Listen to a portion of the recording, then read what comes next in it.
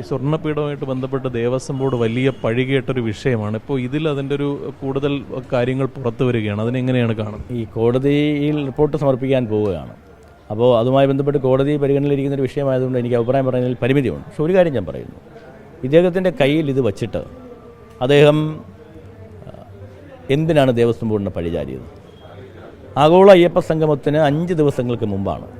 അപ്പോൾ ആഗോള അയ്യപ്പ സംഗമത്തിൻ്റെ പകിട്ട് കളയുന്നതിന് വേണ്ടി ഇയാൾ കരുതിക്കുട്ടി ചെയ്തതെന്നാണ് ഞാൻ വിചാരിക്കുന്നത്. അല്ലെങ്കിൽ ഇയാൾ പറയേണ്ട കാര്യമൊന്നും അതിൽ ഒരു ഗൂഢാലോചന ഉണ്ട് എന്നുള്ളതാണ് എൻ്റെ ആക്ഷേപം.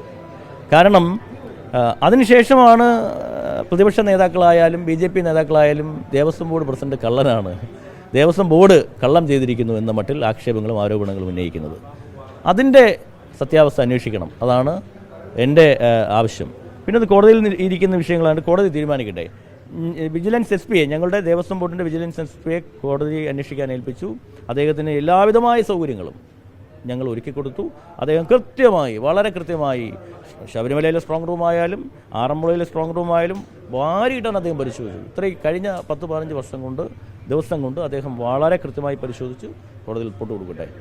അപ്പോൾ കോടതി പറയട്ടെ എന്തൊക്കെയാണ് ചെയ്യേണ്ടതെന്ന്. പക്ഷേ എൻ്റെ ഒരു ആക്ഷേപം, ഈ ആഗോള അയ്യപ്പ സംഗമത്തിൻ്റെ പകിട്ട് കളയുവാൻ വേണ്ടി ഇയാൾ ബലിയാടാവുകയായിരുന്നു. ബലിയാടെന്ന് ഞാൻ പറയുന്നില്ല, ഇയാളാണ് അത് പറയുന്നത്. അപ്പോൾ അയാളുടെ കയ്യിലുണ്ടായിരുന്നിട്ടും അയാളത് മറച്ചു വെച്ചുകൊണ്ട് ദേവസ്വം ബോർഡിനെ പഴിചാരിയത് എന്തിനു വേണ്ടിയിട്ടാണ് എന്നാണ് എൻ്റെ ചോദ്യം. ഉൾപ്പെടെ പറയുന്നത് വലിയ ദുരൂഹത ഉണ്ട് എന്നതാണ്. അപ്പോൾ അക്കാര്യങ്ങൾ ഉൾപ്പെടെ സമഗ്രമായ ഒരു അന്വേഷണം വേണ്ടിവരും. അത് വരട്ടെ, കോടതിയുടെ ഉത്തരവ് വരട്ടെ, അതിനുശേഷം നമുക്ക് കാര്യങ്ങൾ ആലോചിക്കാം.